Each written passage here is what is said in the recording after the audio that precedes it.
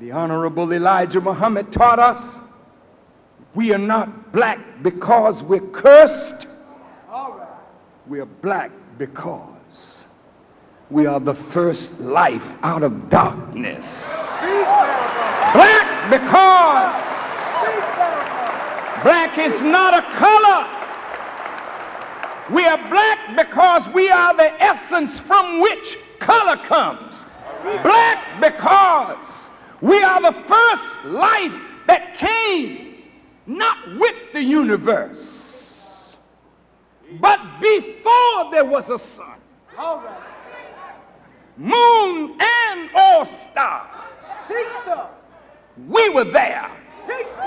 And that's why neither the sun, moon, nor star can show the origin of the black man. You have to find the birth of water, the birth of earth, and the birth of electricity to find the birth of God and the birth of the original people.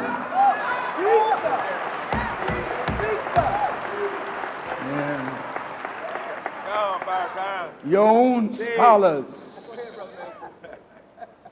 your own white scholars tell you through their study of genetics that dark skin is dominant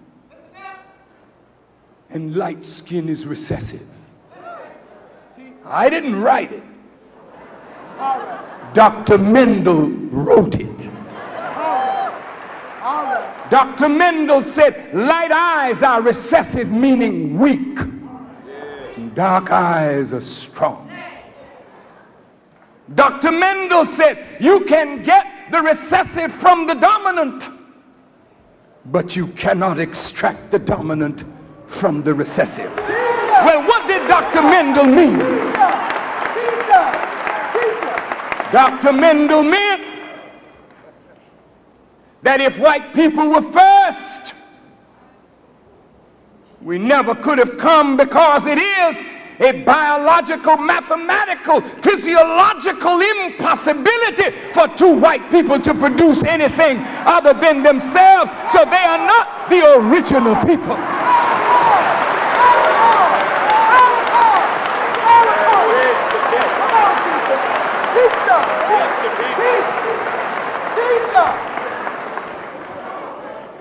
You may say, I don't believe that. There goes that racist stuff. I'm just bringing your scholars to the witness stand.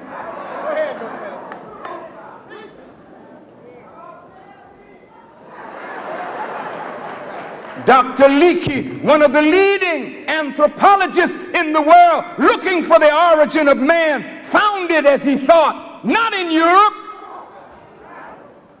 He found it in what is called Africa. And he found the bones of a man 750,000 years old who had a father, and he called his name Zinjanthropus.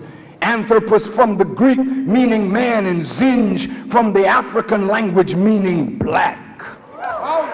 Black man. And now some of your scholars who study DNA have traced the origin of all living things, not to the black man, but to the black woman as the mother of all living creatures.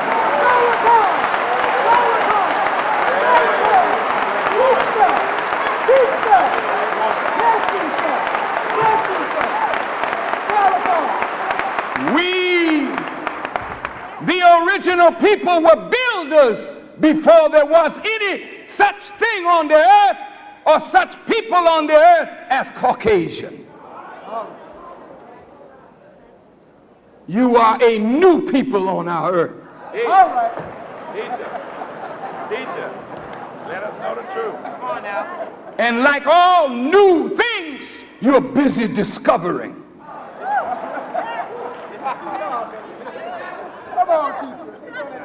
A baby discovers a room in the house. It couldn't crawl before. Oh, the baby got out the crib and started crawling around, discovered a new room. The parents didn't get excited. They bought the house. They built the house. All right. All right.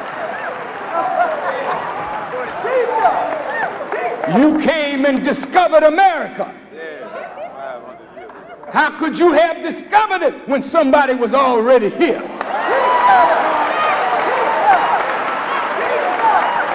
You discovered it for yourself and your people. We already knew it was here and had plotted it out long before you were born, when the earth was once a part of the moon.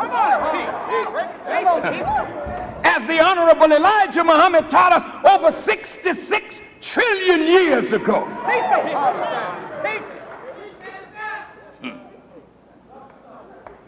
Take your time. The moon is nothing more than the twin part of the earth, but she has lost her water to this part, filled with deep caverns that once were seas.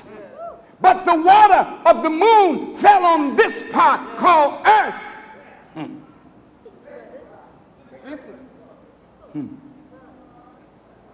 And now that part has no water. Because of her position and the light of the sun striking her, she tries to keep drawing from the earth what she lost. So she keeps equalizing the waters of the earth, so that the earth that is 3/4 water and 1/4 land approximately will never flood out and drown out civilization. But if water sought its level, it would do that were it not for the presence of the moon. But that moon is a dead planet, which you discovered when you got there, which our teacher told you before you got there, what you would discover when you got there.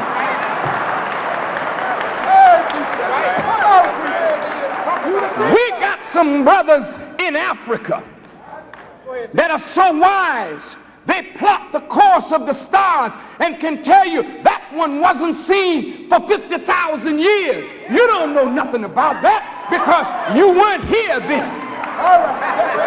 But these people that you call jungle bunnies, we have civilization buried under the sands and under the jungles because we knew you were coming.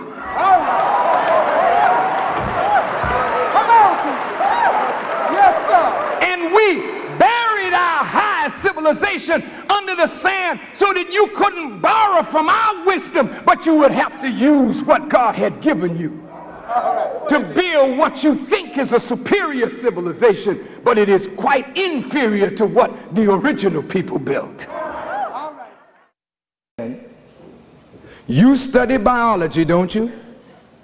Do you? Have you gotten to Mendel's law? You have? What did Mendel say? He discovered that light eyes are what? Recessive. Dark eyes are what? Dominant. Light skin is what? Recessive. Dark skin is what? Recessive means what? Weak. And the dominant means what? Strong.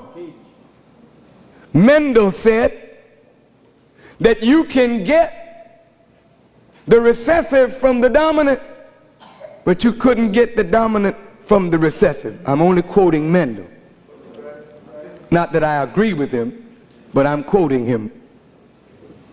Now, what was Mendel saying? Blue eyes are not stronger than brown eyes and black eyes. Did you know that? The blue eye is a weaker eye. And you can get the blue eye from the brown eye, but you cannot get the brown eye from the blue eye. Well, then white skin is recessive and dark skin is dominant. White skin is weaker in that it has lost much of its pigmentation. Listen carefully. Much of what is called melanin. That ability that enables that skin to draw in the light of the sun and the beautiful vitamins that are in the rays of the sun that would build up that body against disease. But that dark skin, it is dominant. Oh, yeah. It doesn't reflect the light, it absorbs it. It's strong. Now, I hear you. See, I knew he was going to get into that old racist talk. Why? Why would you say that's racism? Can you prove that white people were here before us? No. Ask them. Just 500 years ago, they thought the earth was flat. I'm not making mockery. That shows you how much they've advanced in 500 years. If 500 years ago they thought the earth was flat, surely our people knew it was not flat. We were all over the earth. There's a sign everywhere on this earth that the black man was there first. Check it out.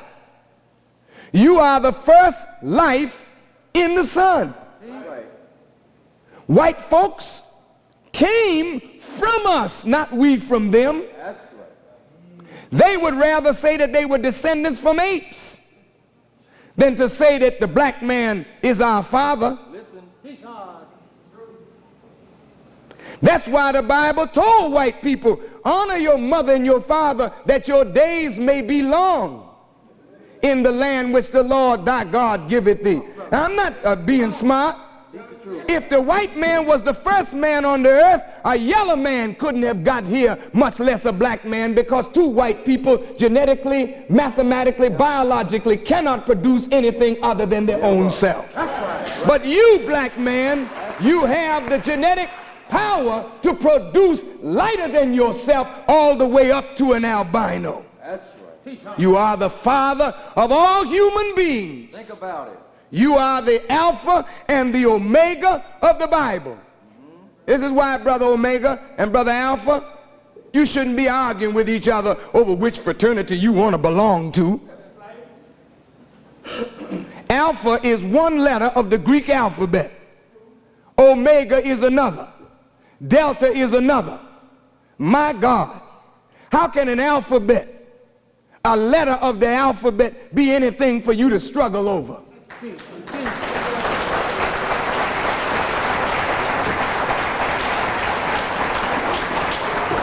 We were before the Greeks. We were before their alphabet. And we are the father of Greek civilization. Why should I follow a Greek letter and argue with another black man? Look, I'm an Omega. Shut up, I'm an Alpha. Don't tell me I'm a Kappa. You sound like a fool in a modern world, brother.